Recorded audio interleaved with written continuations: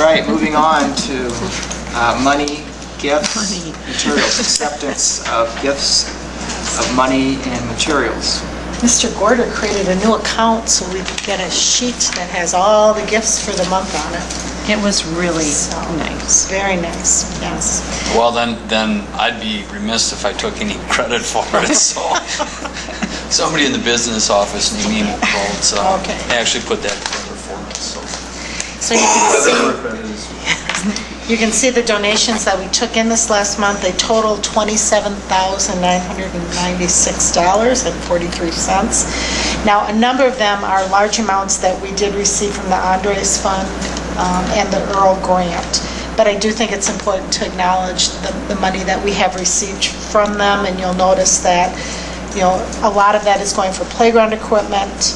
The science department received Andres money that is actually going, they purchased additional benches for the area outside the middle school where they have the garden and the landscaping that was done with the different, the environmental area there. Music department, I believe, was able to purchase new drums with that money. And then if you look at the other donations, the Monroe County Safer Community Coalition donated money for our Strengthening Families program. They also made a huge contribution, which made it possible for us to bring Ryan Story, John Halligan to Toma. He had a very powerful presentation for students as well as community members that first week of school. The Wyville PTO donated almost $3,000 for iPads out at Wyville.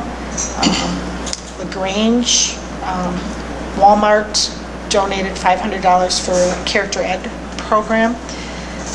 Cheryl Gabrielson, who is one of our family and consumer ed teachers at the high school, received $590 from the pork producers, and they are able to use that money to purchase pork and bacon, and then they use those products as their cooking meals. Wow. It's a wonderful contribution. So, and then the last one, also Walmart made a donation to Sherry Finnegan of $1,500, and she is planning on purchasing either a couple of iPads or potentially the mini iPads that can be used at LaGrange with some of her special needs students.